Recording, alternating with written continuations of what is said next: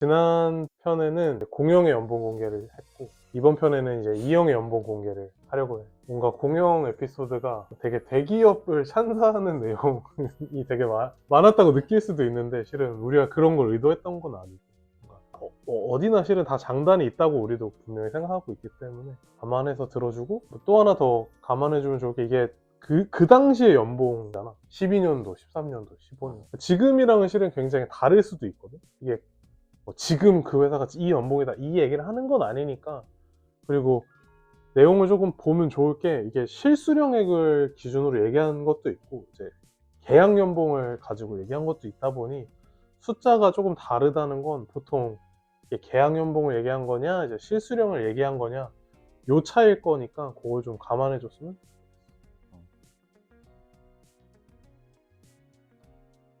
그럼 첫 직장이 내가 이제 공영을 만난 곳인데, 다른 회사는 우리가 이름을 밝히는 게 조금 부담스러운데 여기는 얘기를 해야 될 것 같아서 겹치고 하니까 얘기를 하죠. 지금 포스코 에너지라는 회사였고, 나는 거기를 신입사원으로 들어갔고, 지금은 포스코 인터내셔널로 사명이 변경됐어요. 회사가 포스코 인터내셔널 합병돼가지고 12년도부터 12부터 3, 17, 3, 4, 5, 6, 7, 8, 9, 8인가? 8이구나. 8, 9는 아니다. 8 맞나? 그렇게 오래 다녔어? 내가 16년 6월에 퇴사했어. 그럼 8이야.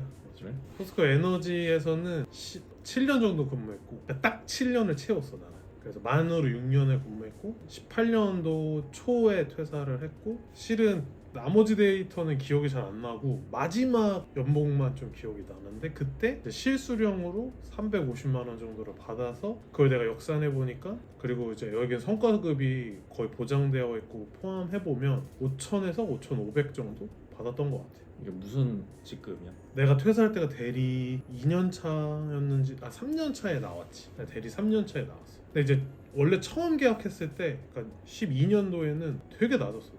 그러니까 기억이 맞으면 처음 계약했을 때 2,800이었어. 2,800인가 2,900이었어. 그래서 내가 2년 차에 계약서 서명할 때 앞이 3으로 바뀌어서 우와 3이 됐다라고 했었어. 처음에 2012년 그때는 2000대였어? 기본급이? 2000대였어. 낮네. 근데 이게 뭐 공영도 나중에 설명하겠지만, 무조건 물가 상승률을 반영해서 임금이 매년 올랐고, 이제 고가에 따라서 많이 올렸는데, 다행히 완전 초년생 때 고가 잘 받아서 많이 올라갔었고, 그 이외의 혜택들이 뭐가 있냐면, 우선 기본적인 대기업들은 이 정도는 다 해준다고 알고 있고, 뭐 생활안정자금이라고 해서 그냥 묻고 따지지도 않고 그냥 돈을 빌려서 쓸 수 있어. 대신에 이제 이자를 포함한 원리금 상환이 급여에서 빠져서 나가고, 그 차입금만 회사 급여 통장으로 들어오고. 그럼 얼마였는데? 그때 나는 총 얼마였는지 기억 안 나고 한 500 정도 받았었던 것 같아. 급하게 필요했었어. 그리고 뭐 주택 매입 시 대출, 그건 얼마인데? 이거는 몰라. 나도 모르겠어. 하여튼 제도가 있다는 건 아는데 우리는 뭐 써보질 않아서. 근데 내 기억에는 많지 않았어. 뭐 2천, 3천 이 정도 수준이었어. 그치? 맞아. 2천, 3천. 근데 추가로 있었던 게, 우리는 이것도 되게 많은 회사들이 다 있는 걸로 알고 있는데, 우선 설 추석 상여가 있고, 그 금액은 좀 크지 않았어. 뭐 한 40만 원, 50만 원, 또는 뭐 한 20만 원인 적도 있고, 뭐 창립기념일, 뭐 무사고 안전, 뭐 무사고 뭐 가동 몇 시간, 뭐 이럴 때 가끔씩 나오는 짜잘한 금액들도 있었고, 그리고 이제 매년 나오던 게 이제 복지카드. 그러니까 간단하게 얘기해서 신용카드를 하나씩 직원들한테 주는 건데, 거기에 1년에 쓸 수 있는 금액을 충전해주고, 그거를 뭐 식당 또 뭐 어디 가서 쓸 수 있고 이런 데인데, 그게 이제 한 1년에 뭐 한 100만 원 정도? 100만 원보다 조금 안 되는 금액이라고 알고 있어요. 그게 이제 제공됐었던, 그게 포스코 에너지였어. 두 번째 회사가 난 나와서 창업을 했거든. 나와서 창업한 회사가 주류 수입사였고, 주류 수입사를 운영하면서 요식업 매장도 운영을 하기 시작했었거든. 그래서 요식업 매장을 2개까지 늘렸고, 요 시기에는 2018년인가? 18년에서부터 코로나가 터질 때니까 20년 중순까지구나. 20년 중순까지인데 2년 반 정도? 코로나가 언제야? 20년부터 22년? 그럼 20년이야. 요식이 2018년부터 2020년까지 얘기고, 주류 수입사에서는 실수령 기준으로 320만 원 정도 받고, 요식업 매장은 이게 좀 많이 들쭉날쭉해. 이게 뭐 시즌이 좋을 때는 많이 받고 뭐 안 좋을 때는 적게 받고 뭐 이럴 수가 없으니까 우리는 이걸 좀 항상 어느 정도 유보를 해놔야 되는 상황이라 그리고 좀 어쨌든 기본적으로 주류 수입사에서 급여가 있다 보니까 좀 우리가 이거 좀 들쭉날쭉 가져가긴 했었어. 그래서 계산을 해보니까 많이 받은 달이 한 200 정도 받았고 적게 받은 달이 한 550 정도 받았고 근데 맹점이 매장에서 뭐가 고장나면 돈을 토해내야 되는 상황들이 있어. 그리고 결국에는 우리가 매장을 나중에 2개까지 늘려가지고 그때 이제 우리가 받았던 급여를 다 통틀어서 그 버짓으로 두 번째 매장을 그런 점이 있다. 근데 매우 불안정하다 정도로만 얘기할 수 있어. 그래서 적게는 50, 많게는 200. 주류 수입사는 계속 운영. 세 번째가 주류 수입사를 운영하면서 같이 운영했던 이 요식업 매장들을 코로나가 터지면서 성수동에 있던 이제 공간 비즈니스라는 스타트업에 매각을 하게 됐어. 조금 더 기술적으로 말하면 매각이라기보다 매장을 넘기고 이제 그 회사 지분을 받았던 케이스지. 공간 비즈니스가 되게 뭐 말이 거창한데 요식업도 하고 성수동에 팝업 스토어 같은 거 되게 많이 하잖아. 그런 거를 했던 회사야. 그러니까 그 요식업 매장을 운영하면서 그 공간에 막 팝업도 유치해서 팝업도 디자인해주고 뭐 사람들 모으는 그런 역할도 해주고 뭐 그런 회사를 다니게 됐었어. 이 회사에서는 8개에서 9개 정도 되는 요식업 매장을 운영 관리를 했었고 연봉 기준으로는 4,500을 받았어.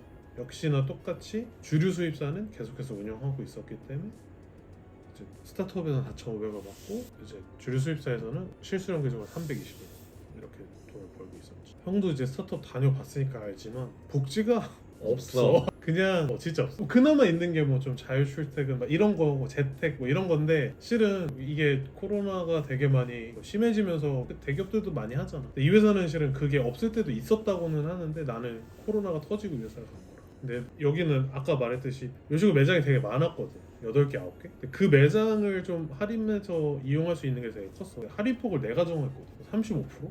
면 거의 원가야. 뭐 먹고 마시는 거를 좀 거의 다 원가로 할 수 있었다? 자사 브랜드 내에서. 그리고 신규 매장을 오픈하기 위한 시장 조사를 진짜 많이 해야 돼. 그러니까 뭐 그 전에 했었던 요식업 매장도 내 경험을 거의 바탕으로 매장을 오픈했었던 거다 보니까 뭐 새로운데 신기한데 가는데 뭐 항상 돈이 드니까 뭐 그런데 이제 시장 조사할 때 법인카드를 좀 자유롭게 쓸 수 있었지.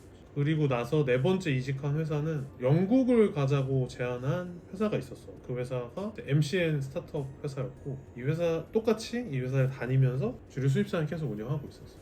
MCN 스타트업에 MCN이 실은 이런 유튜버들을 관리해주는 회사라고 보면 돼. 샌드박스. MCN이 회사 이름이야? 이런 업종이야. 업종인데 나도 저게 뭐의 약자인지는 몰라. 근데 설명해줘야 될 것 같은데. 근데 어쨌든 이제 이거 내 자료 화면으로 내보낼게. 근데 MCN은 유튜버들을 약간 관리해주는 소속사다? 보는 게 가장 맞는 것 같아. 그래서 이 회사에서 이제 새로운 비즈니스 영역을 하고 싶어서 요식업 그리고 공간 비즈니스를 하고 싶어서 그 회사를 이직하게 됐고 나도 이제 해외에서 이런 컨텐츠를 해보는 게 좋겠다는 생각으로 이 회사를 이직했었고 다행인지 불행인지 안 가게 됐어. 그래서 또 자연스럽게 다음 회사로 이직하게 됐는데 이 회사는 좀 특이한 복지가 자기계발비를 청구하면 돌려주는 제도가 있었어.